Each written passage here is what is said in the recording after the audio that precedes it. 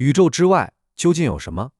這個問題，我敢說99.999%的人都不知道，包括你。從古至今，無數人仰望星空，試圖尋找答案。大家都知道，我們生活在一個充滿邊界感的世界裡，衣服有內外，包包有內外，甚至連我們居住的地球也有大氣層這個邊界。但宇宙呢？這個我們賴以生存的巨大存在，它有邊界嗎？它的外面又是什麼呢？今天我們就來一場關於宇宙邊界的深度探索，看看我說的有沒有道理。你有沒有想過，我們所能看到的宇宙其實只是冰山一角？人類可觀測宇宙的直徑大約是930億光年，這聽起來已經足夠浩瀚，但它真的就是宇宙的全部嗎？科學家們通過各種觀測手段，比如光學望遠鏡捕捉光線，人造衛星探測宇宙微波背景輻射，但無論哪種方法，都無法讓我们真正看到宇宙的外面。這意味着，在可觀測宇宙之外，肯定還有更廣闊的空間，只是我們暫時無法觸及。那麼，再往前走，宇宙的邊界究竟在哪裡？或者說，它根本就沒有邊界。關於宇宙之外的猜測，科學家們提出了許多引人入勝的理論，其中最廣為人知的莫過於宇宙大爆炸理論。這個理論告訴我們，宇宙最初是一個質量無限大、體積無限小的起點，在某個瞬間，這個起點承受不住自身的壓力，砰的一下爆炸了，宇宙自此誕生。在大爆炸之前，沒有物質，自然也就沒有時間，因為時間是我們感知物質變化而產生的概念。爆炸之後，宇宙在極短的時間內迅速膨脹，產生了無數正反物質。理論上，正反物質會成對出現並相互湮滅，但由於某種被稱為重子不對稱性的機制，導致正物質略多一些，才形成了我們現在這個以物質為主導的宇宙。爆炸後，宇宙溫度逐漸下降，物質向四周擴散，宇宙的範圍也隨之不斷擴大。那麼，這個不斷膨脹的宇宙，它的外面是什麼呢？這引出了第一個大膽的猜想：多元宇宙理論。既然我們的宇宙可以由一個起點爆炸演變而來，那麼在宇宙之外，會不會有無數個起點也在不停地爆炸，從而形成了無數個宇宙？這些宇宙可能與我們現在的宇宙完全不同，擁有不同的物理規則，當然也可能與我們一模一樣。多元宇宙理論聽起來很酷，但它真的能解釋宇宙之外是什麼嗎？其實，這更像是一種套娃式的答案，因為我們最終還是要追問，多元宇宙的外面又是什麼？這個理論並沒有從根本上解決問題，只是把問題推向了更高一個層次，是吧？第二個理論是有限無邊界理論。有些科學家認為宇宙的大小和質量是有限的，但它卻沒有邊界。這聽起來有點反直覺，對吧？你可以想象一下，宇宙大爆炸就像吹泡泡一樣，物質以起點為中心，以球體的形態向外擴張。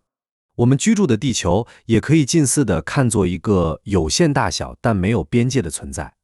如果你從地球上的任意一點出發，沿着一個方向一直前進，最終你會回到原點，完成一次環球旅行。這個無邊界理論大概就是這個意思。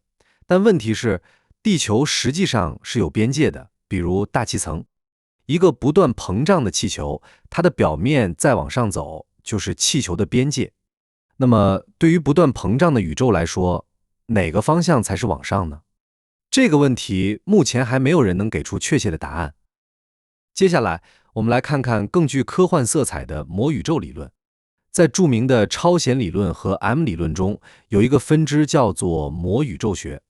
他認為，我們的宇宙本身就是一張漂浮在更高維度空間裡的膜。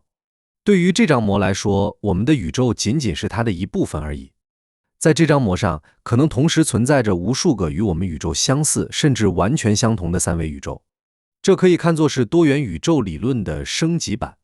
不同之處在於，所有宇宙是在一個更高維度的空間中共存，而不是在同一個三維空間中共存。如果魔宇宙理論是正確的，那麼如果我們能突破宇宙的邊界，就能進入更高維度的世界。是不是想想就覺得很激動？那麼，宇宙的外面究竟有什麼？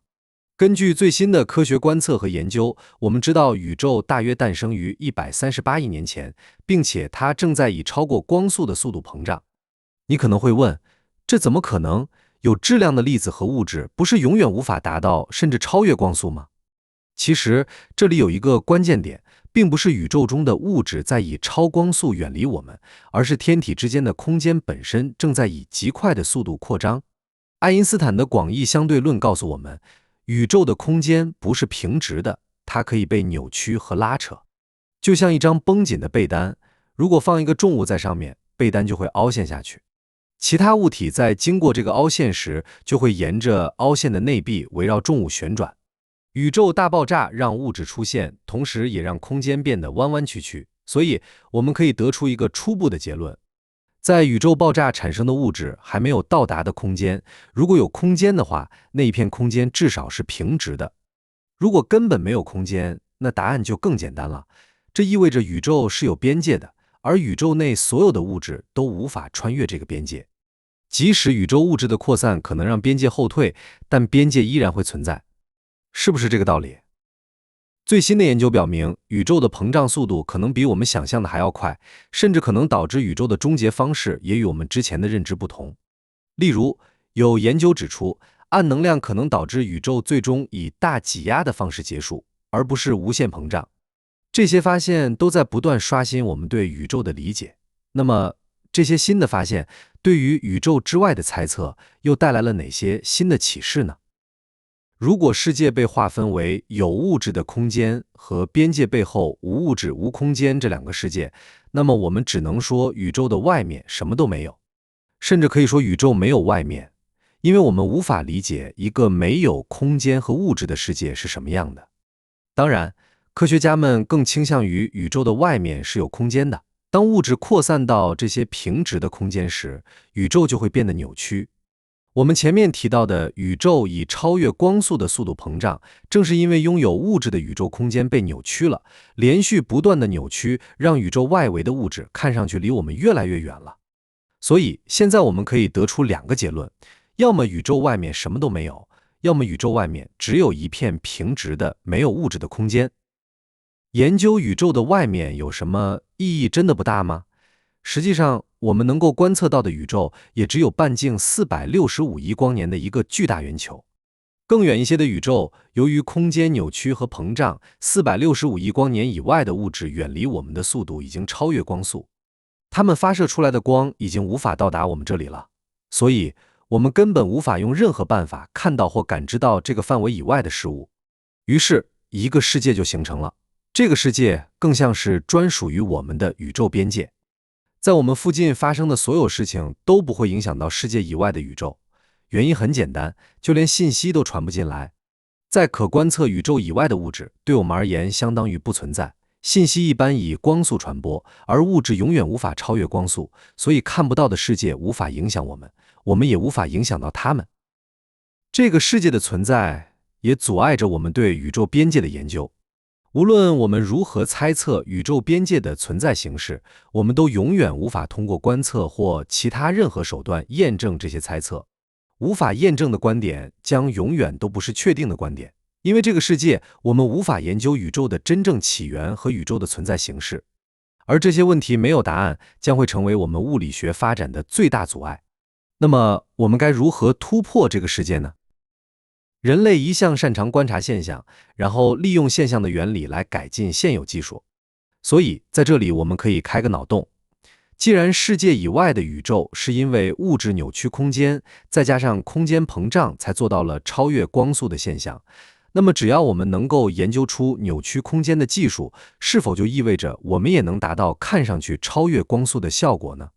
目前我們所知道的扭曲空間的方式，只有使用大質量將其壓到扭曲。